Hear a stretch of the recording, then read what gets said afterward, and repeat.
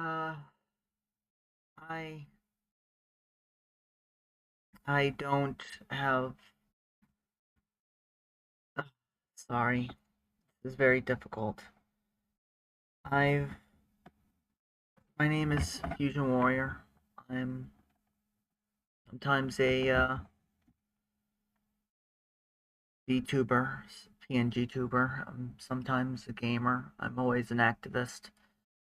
I dedicate my life to helping others. I was not always the best person myself, and I've done a lot of learning in the decades I've been around. Pretty soon I'm going to turn 40 years old. Um, and 2025 was a very difficult year for me. I spent a lot of it away from my wife of almost 15 years. Oh, well, been together with her almost 15 years. We've been wives a lot shorter than that. Um, and all because it's all because my uncle started smoking at the age of 13. He didn't die. He took him 11 months to die, and he didn't die of cancer. He did not have one bit of cancer in his body. Um, but he died of brain damage from smoking, and it's tragic. My mom, because she is who she is, and well, I get stuff similar to her. She felt the absolute need to be there the entire time. I take after her a lot. My dad, being loyal, spent most of 2025 with her, which meant that somebody had to house sit. And my dad's allergic to cats. I couldn't even bring any of my cats with me to both lighten my wife's load for cat care and also just for companionship. But I I got lucky. I, I've been loving a few people for a long time, but I was always afraid that that wouldn't be accepted for my polyamorous self. So I didn't say anything until well, until I had no choice. Um, I was on the verge of breaking, and I told my wife I would like to embrace my polyamory, and she said yes. With that, Malkin, who's my partner, mostly friends with benefits type thing, but still a very deep and meaningful relationship. Um, I got, I got, and I got. Sorry, it's a lot. I got Jade Demoness, who I met as Midnight the Cat Girl. She's my fiance now, and in about 86 days we will meet for the first time. And within the next 10 days after that, we will be getting married. Not officially, not on paper. We're not going to lie to any governments and say that we want to be legally married because, well, that could get us both in trouble. But we will be married. We will be wed. We will be united. Um, and not long after, only a few days after, in fact, uh, becoming partners with Jade Demoness, I became partners with Tyrus Roken. Absolutely wonderful, darling, dear, dear, dear friend and lover. And goodness, I love all my partners so much. I can't even explain it. But we share a lot in common, and I also look forward to spending time with them, if any luck, my life with them. A few months later, after that, a person I'd known for almost 8 years, very, very dear friend of mine, who I had grown closer with since October of 2024 through art, opening up. broke her arm and sprained one arm and sprained the other arm. Her name is Dizzy Bell. I've always considered her to be one of the sweetest people I know. Um, such a kind and caring woman. Um, and when she broke her arm, the first thing I could think of, the only thing I could think of, was to spend $800 of money I don't even have access to, and get on the next flight to take care of her. And that was my first thought. Um, I wasn't thinking, oh, I love her. No, because my mind had, by that point, considered that a given. It just didn't tell me yet. I realized if somebody gets themselves into a situation that's completely and totally survivable, but inconvenient and painful, and all you want to do is drop everything and take care of them, just like my mom did for my uncle, that's got to mean something. So, in less than 24 hours of her breaking her arm, we became a couple. She became my girlfriend and I became hers. And now she's my mousewife. You know? She's not a marriage type person, that's fine. But our OCs are married, and I know I'm gonna love her for the rest of my life.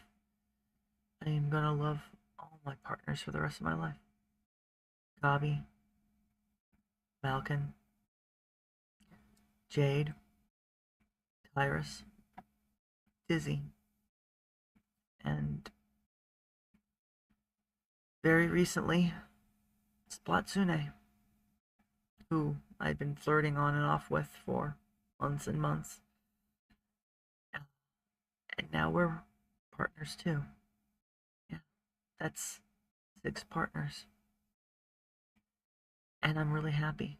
But something else happened in between um, becoming girlfriends with Dizzy and becoming girlfriends with Splatsune. And that's Nyx. Nyx, Nyx is a very important person. I had seen them around earlier, midsummer. They seemed like a really nice kid, to be honest. They're still a kid. Barely just turned 18 years old then, and they just wanted to be themselves and experience existence in reality, in their reality. And, you know, when you're young, like when I was young, make a couple small mistakes. A couple of things happen, and suddenly uh, trying to mix yourself in an older crowd than yours, because that's where the maturity is, that's where the wisdom is, and it makes complete sense. Oh, some of those older people get a little uncomfortable. They don't want to be seen as problematic. They don't want to be seen as endangering anyone. So, to protect themselves and to protect others, they cut off a bit. But I didn't cut off. As long as somebody isn't trying to be inappropriate with me, it doesn't really matter. I put out too much adult content to really say that I'm comfortable with anyone under 18 watching me, but they weren't under 18, and I wasn't going to pursue them in any romantic way because, well, that's not who I am. Too young. Way too young. But I kept an eye out on them, made sure they were okay. And in November and December of 2025, things were very clearly taking a turn for the worse. They were trying to escape an abusive household. They had been for a long time, and I noticed. And at one point, both my bank account and their needs aligned. donated $100, I believe, to their ability to escape from a truly, truly tragic situation. And they reached out to me, gave some support, gave words of wisdom from my 40 years, gave them everything I could support-wise, my words. And they showed themselves to be quite the warrior. And I told them that. It was the 28th of December, I believe. Called them a warrior, because they were. Didn't hear from them since then. Saw them post a couple of times on the up until the 1st of January, where they went completely radio silent. I worried. But I didn't know. I could only hope that maybe they got where they were going. On January 7th, I found out they had been imprisoned for an accusation of domestic violence, which was hard to believe at first. It seemed unreal, unlikely. I was at work when I found out, on my way to work when I found out, and I spent the rest of my work day. And I spent the rest of the next 10 days pretty much nonstop, not carrying the costs, not carrying the mental or physical toll on me, trying to reach them. Because I hadn't realized that during December, I started to consider them my daughter. I hold no romantic feelings for my friend, my daughter, because they're my daughter. That was my arm popping, if you could hear that. It does that sometimes. No, I feel maternal. That's probably why I wanted to help so badly. Well, after using several means of communication, and sending letters, sending texts, 3 different services, I finally heard back. We began video calling. Big credit to my friend, Lycan Matriarch. We wouldn't have gotten halfway this far if not for her. And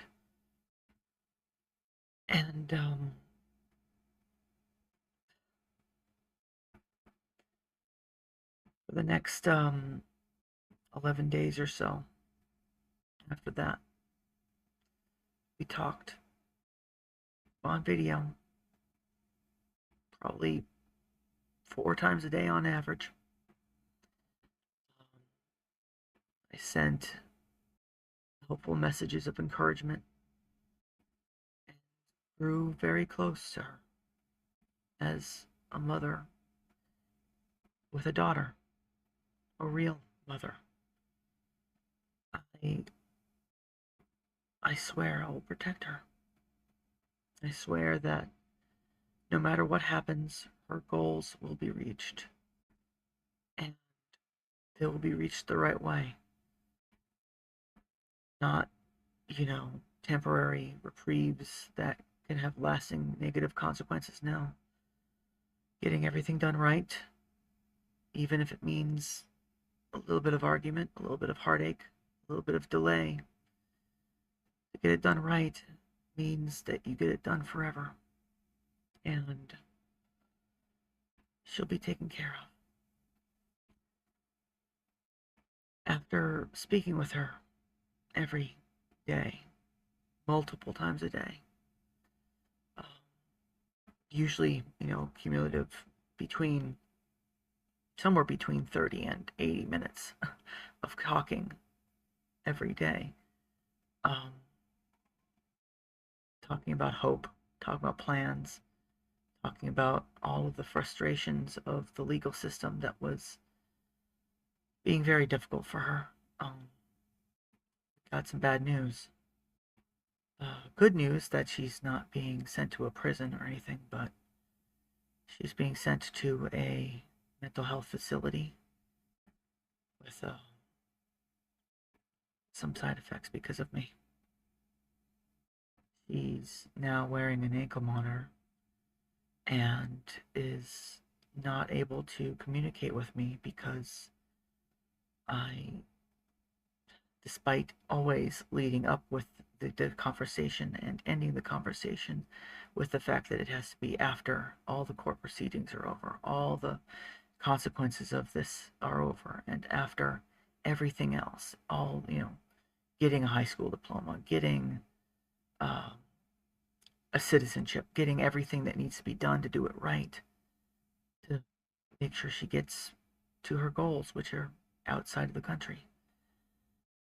Because I talked about that, and all they cared about was the fact that even though it wasn't going to be for many, possibly many years after the end of the trial, end of the sentence, end of everything, because I talked about it at all, I guess.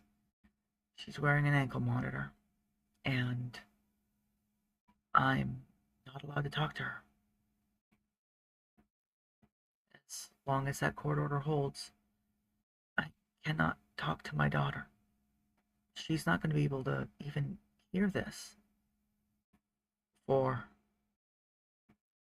I don't know, however long it takes.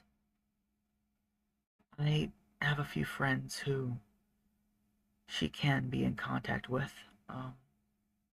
Before she left the jail, she was allowed to call me one last time to tell me I can't call her, and I gave her some phone numbers. Those phone numbers I know led to other phone numbers, but I have to rely on my friends. I can't speak with her. If I do, I could get arrested. She could face a very, very long jail sentence, prison sentence, for communicating with me. As much as I love my daughter, you gotta do this right. You really have to do this right. So here I am, streaming to YouTube, speaking to nobody, just getting my voice out, getting everything off my chest, saying what I need to say, because we're coming up on a full year since my uncle was first hospitalized, and life just keeps happening. I know there's a lot going on in the political world right now, and my heart bleeds for everyone in Minnesota. And free Palestine, free Ukraine, free all land back, all those, I believe in all those things, but right now, I can't do anything about those. For the past month, more than a month, I guess, I've been able to do something for my daughter.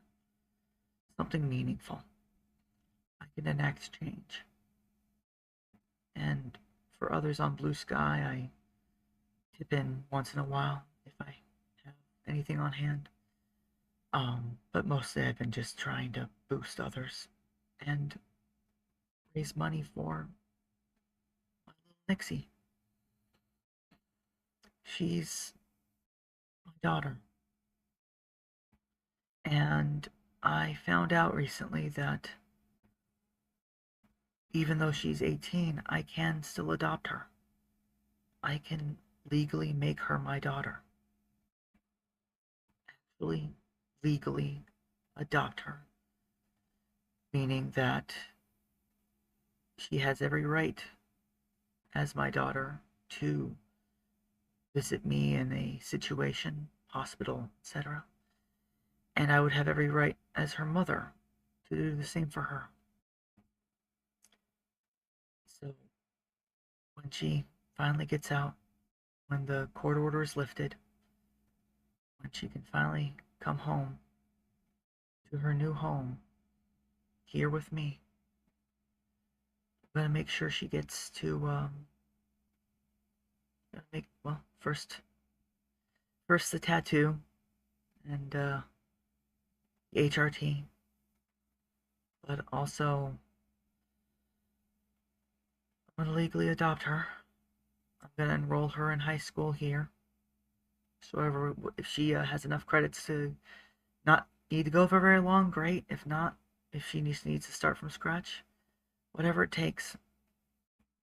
Then we'll work on the citizenship application together so she can be with her partners overseas. Because I might have obsessive compulsive disorder, but I am not the kind of mother who I've seen too many times in this world. I've seen too many mothers do this where they become so possessive of their child that they will not let them go. They will not let them be free. They will not let them be a human on their own, but instead part of their property, and that is not the kind of person I am or ever will be. I'm going to make sure that she can fly. Sure, maybe I'll hold her a little bit longer than she might want, but that's only so she can fly higher, farther, faster. I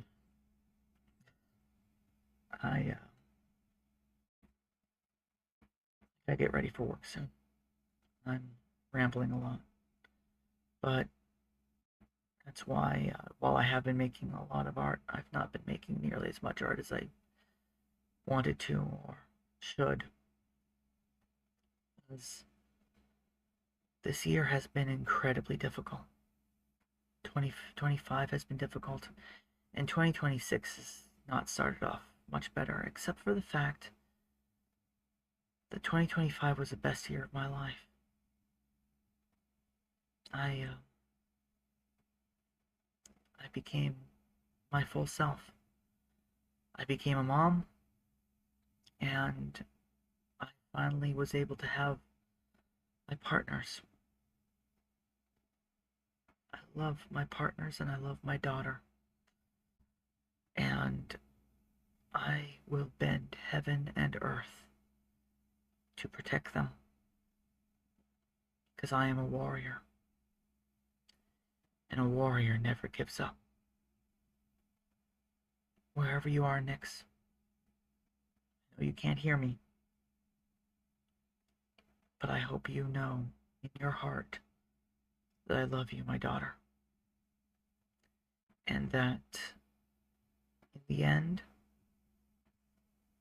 we will soar.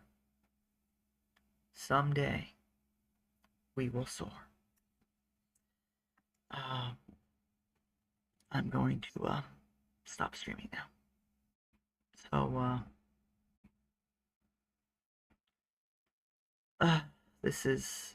I'm probably not going to be promoting this video at all. I'm just going to leave it public.